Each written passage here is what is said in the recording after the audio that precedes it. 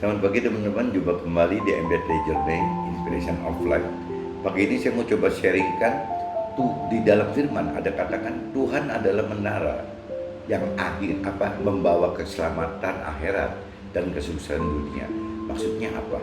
Nah, ini beberapa kali saya mencoba terapkan firman Tuhan dalam atasi permasalahan di perusahaan yang saya pimpin juga.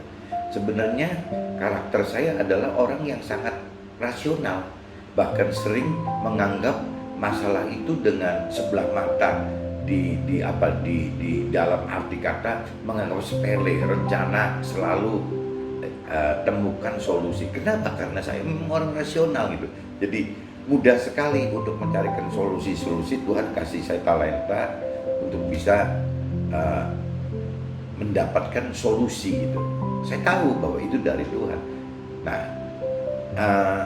karena sangat rasional sehingga mudah mencoba hal-hal baru, ya, baik dalam hal menciptakan terobosan-terobosan maupun mencari solusi-solusi mengatasi masalah-masalah gitu.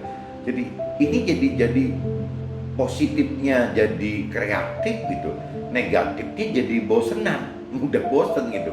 Jadi akhirnya ya hidupnya cuma begini saja gitu, tidak bisa lebih maksimal dikembangkan seperti jalurnya. Mungkin Tuhan punya rencana untuk saya yang berbeda dengan rencana dan rancangan serta keinginan yang saya inginkan gitu. Ya ini terus saya gumuli gitu. Apa ya Tuhan mau apa? Tuhan mau apa gitu. Kok saya merasa saya cukup ada kemampuan, saya punya talenta dari Tuhan yang cukup khusus dan tidak umum, tapi hidup saya cuma begini-begini saja. Bahkan banyak teman-teman saya yang saya anggap secara rasio, secara pemikiran, secara posisi segala macam di bawah saya, rasanya saat ini banyak tuh yang jauh lebih maju dari saya gitu. Ya ini saya coba karena saya keburu belajar ya, mau belajar untuk mencari kebenaran yang lebih yang dari Tuhan itu ya saya akhirnya bisa terima pasti ada sesuatu yang Tuhan maksud gitu. Banyak kok contoh-contoh di toko-toko kitab suci. Nabi Musa juga mestinya kan pangeran gitu ya, tapi dia tinggalkan tuh status pangerannya. Kenapa? Karena Nabi Musa sudah mendapatkan satu pengertian yang baru akan kebenaran hidup itu yang Tuhan mau harus seperti apa. Dan Nabi Musa bebas pilih kan, mau tetap tinggal di dalam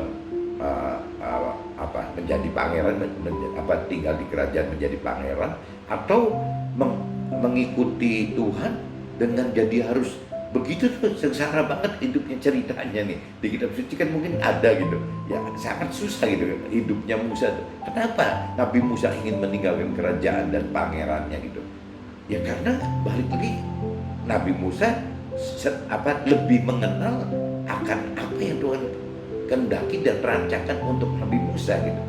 Saya sepertinya mengalami seperti itu. Jadi saya bukan berbalik bagaimana untuk hanya mencari kesuksesan duniawi, tapi saya pun lebih tergerak mencari apa sih yang Tuhan mau dulu gitu. Nanti setelah itu saya percaya kok Tuhan pasti tambahkan buat saya seperti janji Tuhan, bahwa Tuhan tahu kok kebutuhan kita manusia apa. Nah saya mungkin ikut-ikut niru Nabi Musa gitu. Nabi Musa berani begini, kenapa saya tidak? Ya Nabi Abraham berani begitu, kenapa saya juga tidak? Banyak kok tokoh-tokoh. Nabi Daud juga sama, kenapa berani begitu gitu ya, dalam kondisi yang sudah sukses gitu. Dari mulai susah, sukses, ya kok mau sih ikut susah lagi dengan Tuhan gitu, nanti sukses lagi, nanti ikut Tuhan susah lagi gitu ya. Proses Tuhan itu memang seperti itu gitu. Saya tangkap harus ngadepin masalah-masalah, baru kita akan ada perkembangan iman gitu. Tetapi setelah lebih mengenal Tuhan, ternyata Tuhan itu jauh lebih rasional, karena dapat atasi permasalahan yang irasional. Nah, ini agak ribet nih perkataannya nih. Jadi Tuhan itu sangat rasional. Kenapa gitu? Bukan orang yang bukan Tuhan itu irasional. Tapi kalau menurut saya Tuhan itu sangat rasional. Kenapa Tuhan rasional gitu? Tuhan itu bisa mengatasi permasalahan yang irasional gitu. Ketangkap ya teman-teman ya. Jadi Tuhan itu sangat irasional karena Tuhan bisa menyelesaikan permasalahan yang irasional. Kalau tidak rasional gitu, nggak mungkin bisa menyelesaikan masalah yang irasional. Kalau tidak rasional, jangan-jangan masalah rasional pun tidak terselesaikan, apalagi masalah irasional. Jadi Tuhan itu sangat rasional karena bisa menyelesaikan permasalahan irasional. Mudah-mudahan teman bisa tangkap maksud saya gitu ya. Oke, karena karakter yang rasional inilah saya mudah bosan dan berani menghadapi apapun juga. Hal-hal yang baru itu buat saya senang banget gitu, menantang banget. Ada satu kepuasan, satu adrenalin di dalam saya itu yang waduh, berbahagia banget kalau menemukan hal baru dengan kesulitan-kesulitannya gitu. Nah, karakter inilah yang menyebabkan timbul banyak masalah di hidup saya.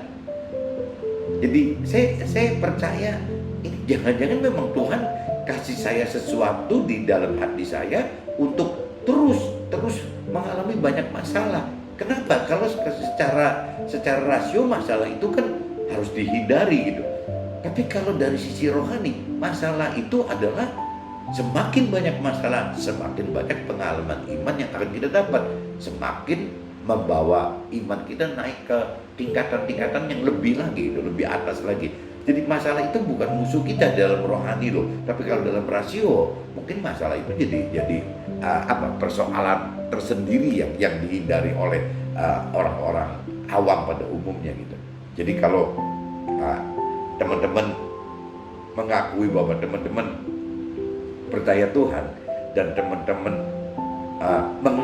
mengerti apa rancangan dari Tuhan, jangan hindari masalah, hadapi masalah ya, asal di dalam jalannya Tuhan, firman Tuhan, dan juga bersama Tuhan.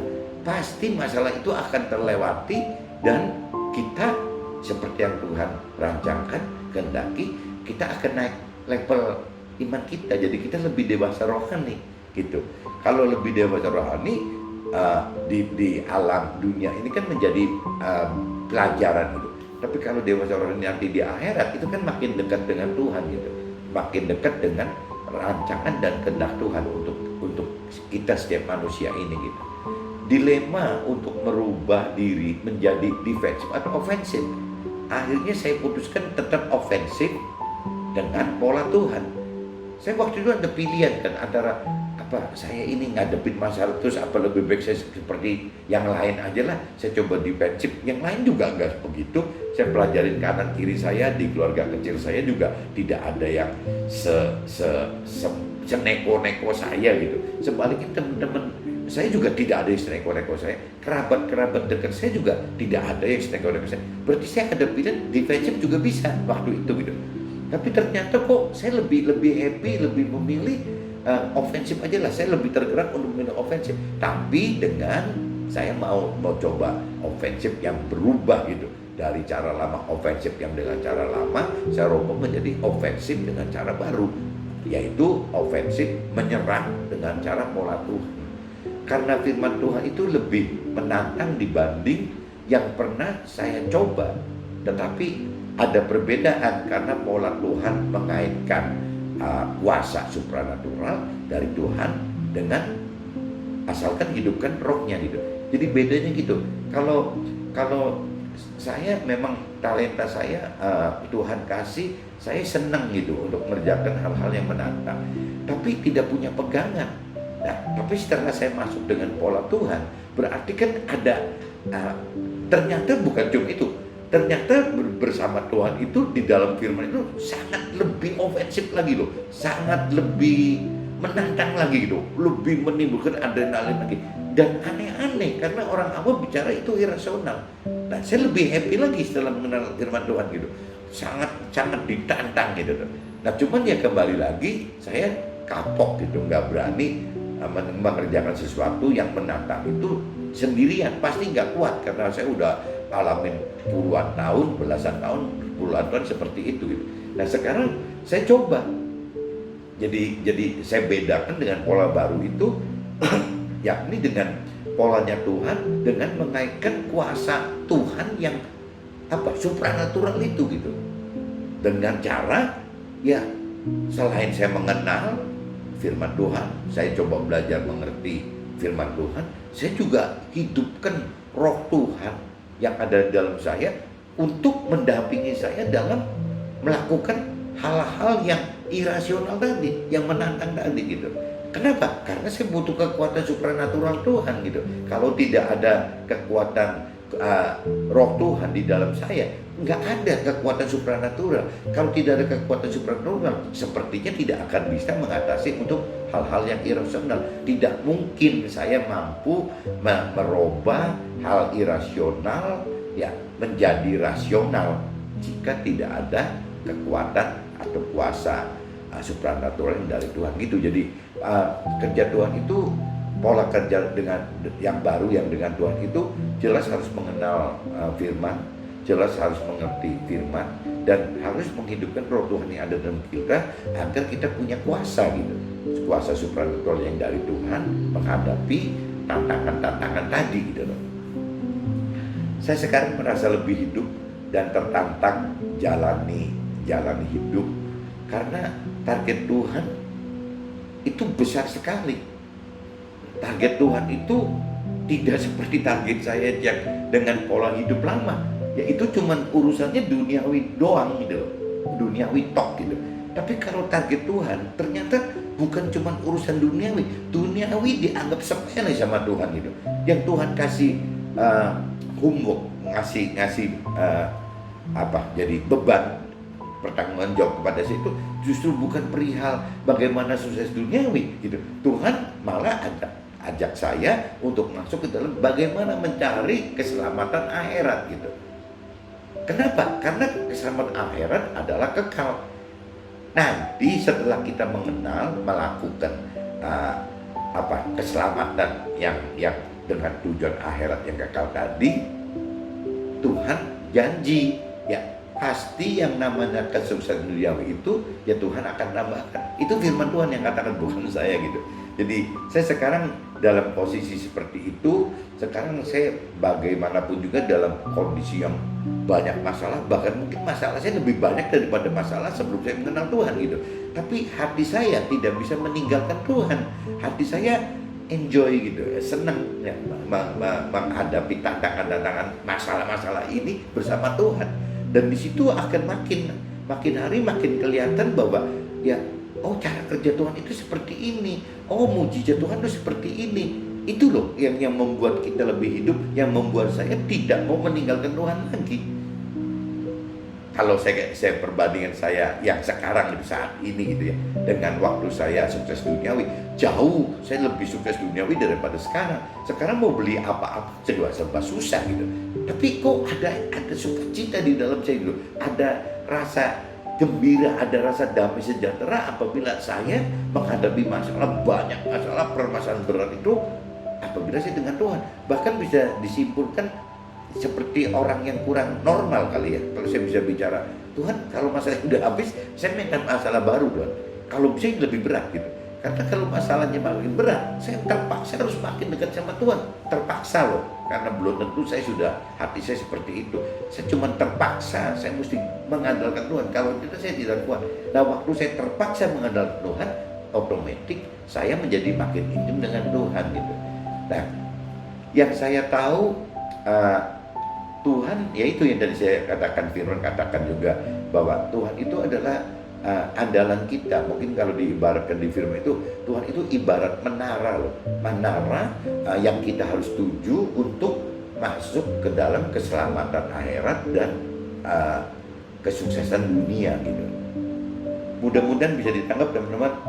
Agak ribet mungkin, ada khususnya urusan yang bagaimana Tuhan jauh lebih rasional dibanding kita karena dapat atasi permasalahan irasional gitu.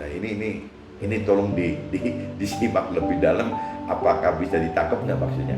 Oke teman-teman, mungkin kalau sharing ini bisa ada gunanya, tolong sekali lagi saya ingatkan, tidak bosan-bosannya sharingkan kembali ke teman-teman yang lain atau keluarga yang lain, siapa tahu mereka membutuhkan, dan kitanya kan dapat pahala gitu dari Tuhan gitu, bahwa memang Tuhan kan pengen kita selamat nomor satu, kedua Tuhan juga pengen kita jadi alatnya Tuhan untuk bisa menyelamatkan orang lain.